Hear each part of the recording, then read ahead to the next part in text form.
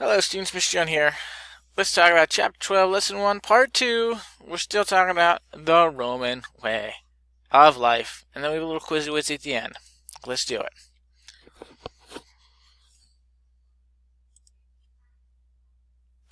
So, back in Lesson 1, we will cover a broad range of topics.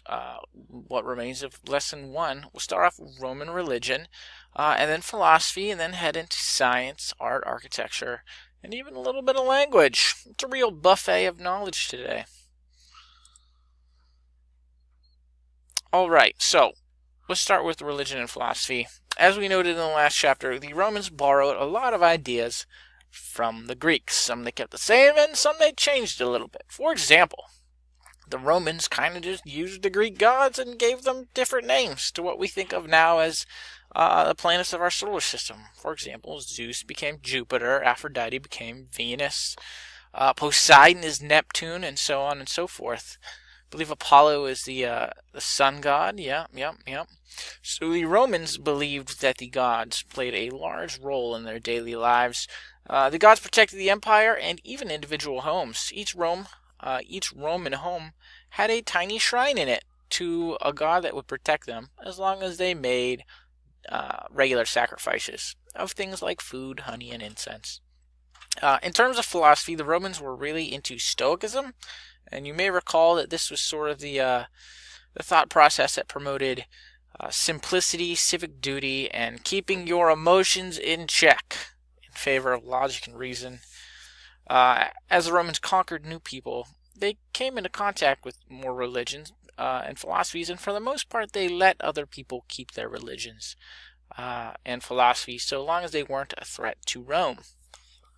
Bumping into science and art, there are some scientists and physicians of note among the Romans. A Greek doctor by the name of Galen emphasized the importance of anatomy. That was one of our vocab words, or the importance of body structure. The work of Galen was studied for over 1,000 years in the West. That was sort of like the textbook of anatomy for a long time.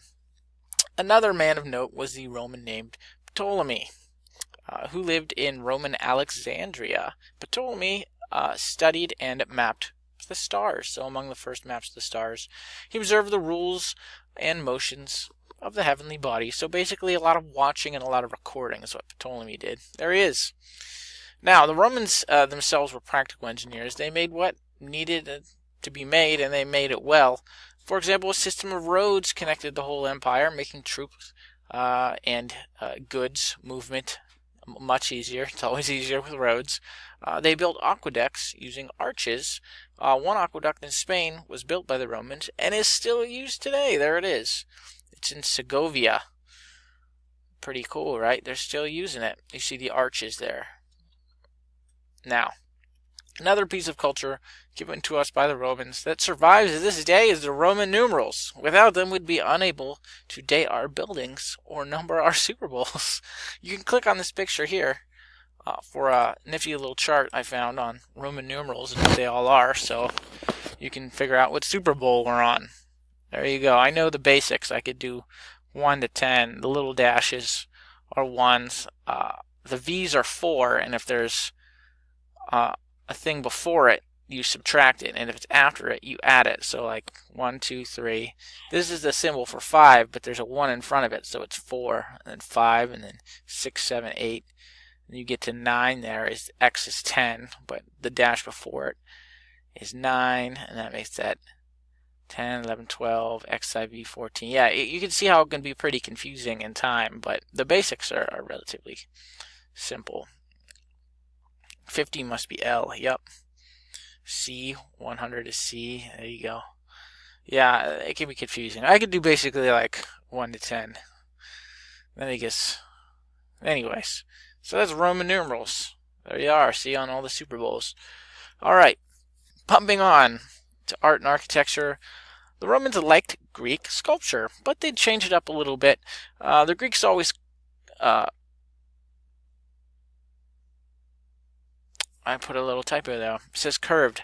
The Greeks always carved perfect physical specimens. The Romans injected a little life into their sculptures by adding little imperfections of man, like maybe keeping a wart, or wrinkles on the face, or showing a face in distress, or like emotion, something like that. The Romans also created concrete, pretty useful, as well as vaulted or domed ceilings. My picture disappeared. I'll have to put a new one in.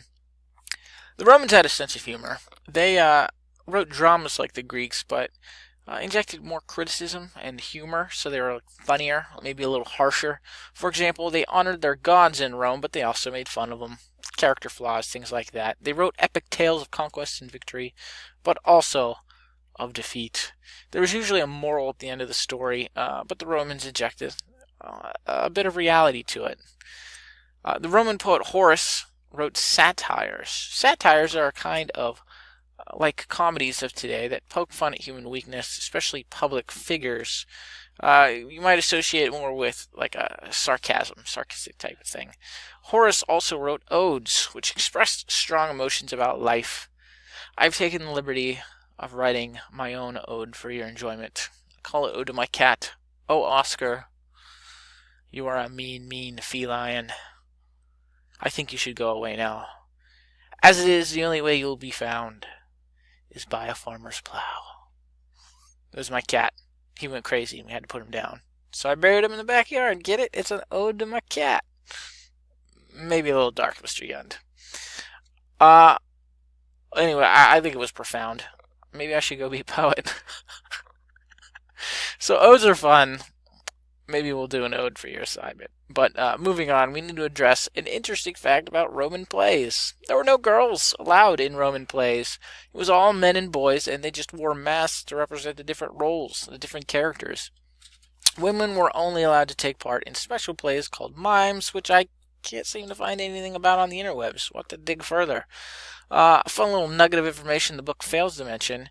Actors in Rome were kind of disliked. Like, really, really disliked. Public opinion was very low, and they were thrown into the category of undesirables along with criminals and other equally sultry and morally questionable folk.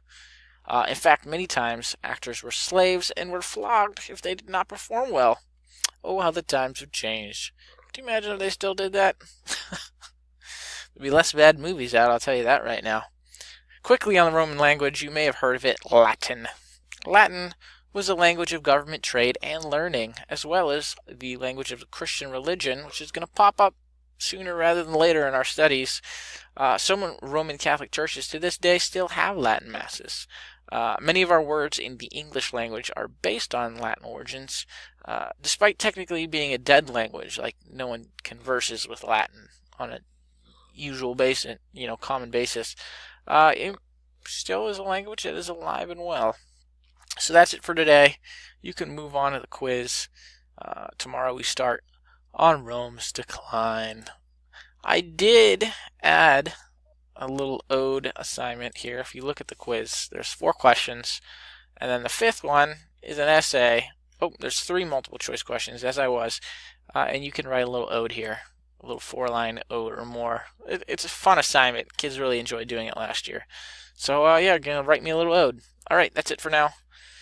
Have a wonderful day. Tomorrow, the fall of Rome. I'll see you there.